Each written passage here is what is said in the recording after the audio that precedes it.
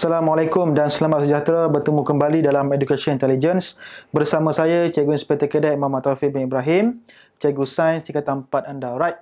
Okey, kita teruskan pembelajaran kita, pembentukan imej oleh alatan optik sambungan. Tak habis saya terang sebelum ni. Ada lagi alat optik yang kita tak explain lah, kita tak explore. Tapi sebelum tu kita jawab soalan dulu. Okey, soalan yang pertama, rajah menunjukkan struktur mata manusia. Apakah yang akan berlaku pada X apabila Afi memasuki sebuah bilik yang gelap? Masuk bilik gelap ada makna tu. Okey. Masuk bilik gelap apa yang berlaku pada anak mata dekat X ni? Okey. Jawapannya X kekal sama, X menjadi semakin kecil, X menjadi lebih besar ataupun X akan bertukar warna. Fuyo, tukar warna. Alright. So jawapannya ialah X akan menjadi lebih besar sebab masuk dalam bilik gelap kita perlukan cahaya yang lebih. Sebab itulah X ni akan besar. Iris akan besar, X itulah iris lah, untuk masuk banyak cahaya ke dalam. Okay? Alright. So, soalan yang kedua, ini ialah gambar rajah kamera. Rajah menunjukkan sebuah kamera, okay, antara bahagian A, B, C dan D, yang manakah mempunyai fungsi yang sama seperti retina pada mata manusia. Fungsi retina pada mata manusia ni ialah untuk menangkap imej yang kita nampak. So, sama juga dalam kamera, apa dia yang menangkap imej daripada objek? So, jawapannya ialah, sebelum tu kita pergi satu persatu. B, kanta. Okey, kanta ni kita nak fokus image objek. D ialah bukaan diafragma, nak kawal jumlah cahaya masuk keluar.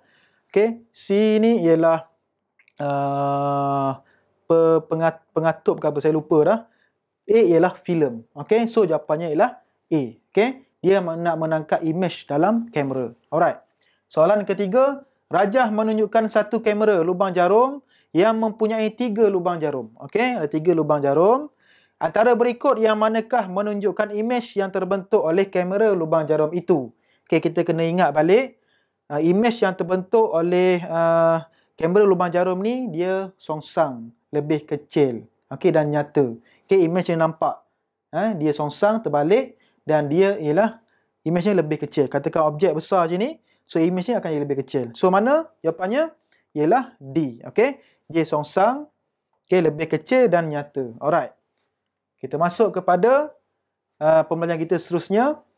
Okey, sama juga yang kita bincang sebelum ni, yang kita sebelum topik ni, cuma ada certain alatan optik yang kita belum bincang, iaitu teleskop, kanta pembesar, periskop tambahan, mikroskop. Yang kita nak bincang tu hari ni. Alright. Macam mana cara kerja dia.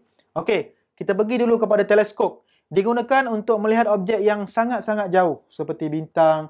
Kalau setakat nak tengok rumah orang sebelah, tak pakai teleskop lah. Pakai binokular saja. Alright. Okay. Dibina menggunakan 2 kanta cembung, iaitu kanta objek yang dekat dengan objek dan kanta mata yang dekat dengan mata. Alright. Imej yang terhasil adalah maya, songsang dan lebih besar daripada objek. Imej yang terhasil oleh kanta mata terbentuk di infinity. Memang sebab dia jauh kan. Dia nak tengok objek yang sangat jauh. Okey, ini adalah prinsip kerja dia. Okey, mata. So, kanta yang dekat dengan mata ni namanya kanta mata. Yang sebelahnya dekat dengan objek dinamakan sebagai kanta objek. Alright. Imej yang terhasil adalah maya, songsang lebih besar daripada objek. Imej yang terhasil di kanta mata terbentuk di infinity. Kita tengok macam mana cara kerja dia. Okey, katakan sinar cahaya daripada objek yang jauh. Kita nak tengok bintang katakan. So, bintang sangat jauh. Okey. So, sinar cahaya daripada bintang tadi tu masuk ke dalam kanta objek dulu. Okey. Lepas tu dia akan pergi bersilang dekat sini, akan menghasilkan imej terhasil di hadapan kanta mata.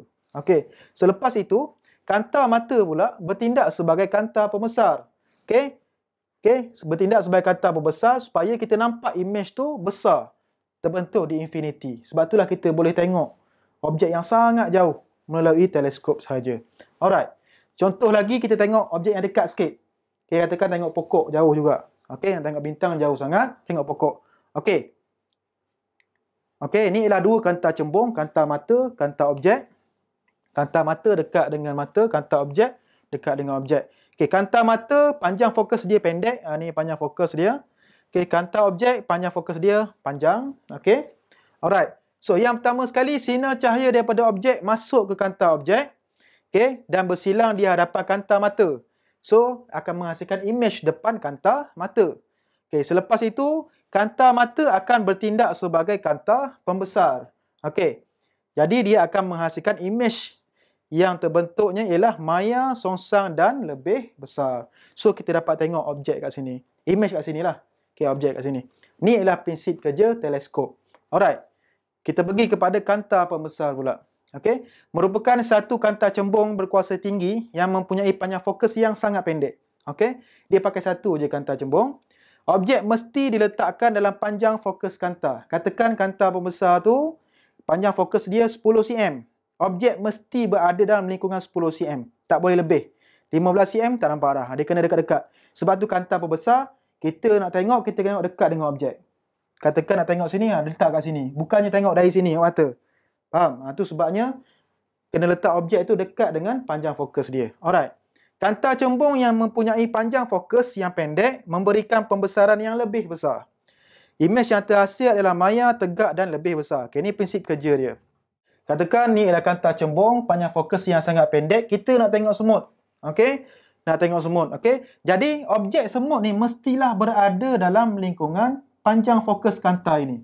Tak boleh lebih daripada panjang fokus. Kalau tak berapa nak nampak. Okey? Tak clear, tak tajam. So, ni ialah dia punya image yang terhasil lebih besar. Okey? Objek berada dalam panjang fokus. Sinar cahaya daripada objek. Okey? Daripada objek pergi ke dalam mata. Image akan terhasil maya, tegak dan lebih besar. Okey, ini adalah konsep kanta besar. Okey, yang ketiga, periskop. Prisma. Okey, periskop sebelum tu, periskop ni ada dua jenis. Yang pertama, periskop prisma. Yang kedua, periskop menggunakan cermin satah. Kita pergi kepada periskop prisma dahulu. Dibina dengan menggunakan dua prisma yang diletakkan di hujung tiub. Ni ialah prisma. Okey. Okey, prisma ni bukan cermin Dia prisma lah, macam kanta tapi bentuknya prisma. Okay, sebab apa cahaya ni boleh dipantulkan? Ni namanya pantulan dalam penuh. Okay, kita dah belajar. Awak dah belajar form 2, form 3 dahulu. Okay, konsep pembiasan, pantulan cahaya, pantulan dalam penuh. Okay, so ini menggunakan konsep pantulan dalam penuh. Pembentukan imej melibatkan pantulan dalam penuh. Alright. Imej berbentuk maya, tegak dan sama saiz. Okay, yang kedua ialah periskop cermin satah. Dibina dengan menggunakan dua cermin satah yang dicondongkan pada sudut 45 darjah. Yang ditempatkan pada hujung tiub. Hujung sini satu, hujung sini satu. Okey, ini menggunakan konsep pantulan cahaya. Periskop tadi pantulan dalam penuh. Yang ini konsep pantulan cahaya. Alright. So, imej berbentuk maya, tegak dan sama saiz. Sama saja. Okey, seterusnya mikroskop. Mikroskop digunakan untuk memperbesarkan objek seni yang tidak dapat dilihat oleh mata kasar. Contoh, kuman ke, katakan sperma, ovum, sel telur, macam-macam. Yang kita tak nampak dengan mata kasar kita, mikroskop yang membantu. Alright? Mikroskop mempunyai dua kanta cembung, iaitu kanta objek dan kanta mata yang mempunyai jarak fokus yang pendek. Ada dua kanta juga. Okay, dekat dengan mata, kanta mata. Dekat dengan objek, kanta objek. Namun demikian, jarak fokus kanta objek adalah lebih pendek daripada kanta mata. Dia terbalik dengan teleskop tadi. Okey, kalau teleskop panjang fokus dia kanta objek yang panjang. Tapi dekat sini jarak fokus kanta objek lebih pendek. Okey, kanta objek pula yang pendek. Okey, dia terbalik dengan teleskop. Okey, tengok prinsip kerja dia. Kanta mata dekat dengan mata, kanta objek dekat dengan objek. Okey. Panjang fokus kanta objek ni lebih pendek berbanding kanta mata. Kalau teleskop terbalik. Alright. Okey. Kanta objek membentuk imej nyata, songsang dan lebih besar daripada saiz objek. Dia menghasilkan imej di depan ni. Okey. So, kanta mata bertindak sebagai kanta pembesar untuk membesarkan imej yang dibentuk oleh kanta objek. Jadi, kanta ni bertindak sebagai kanta pembesar. So, imej akhir yang terbentuk adalah maya, songsang dan diperbesarkan. Ni lah kita nampak. Daripada kecil ni, nampak besar ni.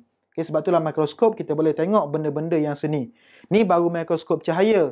Kalau mikroskop elektron lagi power. Okay, boleh tengok kuman-kuman lagi. Yang tu masuk matrik lah. Masuk matrik universiti awak akan belajar lah benda tu. Okay, silibus kita mikroskop cahaya sahaja. Alright. Kita pergi kepada latihan. Soalan yang pertama, antara yang berikut yang manakah benar tentang teleskop? Boleh baca. Okay, yang mana yang betul. Yang kedua, antara berikut yang manakah menunjukkan susunan prisma dalam periskop dengan betul. Prisma kena duduk dalam keadaan betul supaya pantulan dalam penuh tu boleh terjadi. Kalau salah, tak jadi. Tak nampak lah. Okey, Rajah menunjukkan pembentukan imej oleh alat optik. Okey, apakah cara yang perlu dilakukan untuk mendapatkan imej yang lebih besar? Okay, ni kena refresh balik. Ni adalah topik apa ni. Okay.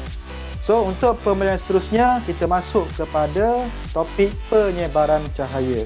Okay, setakat itu sahaja. Terima kasih. Assalamualaikum dan selamat sejahtera.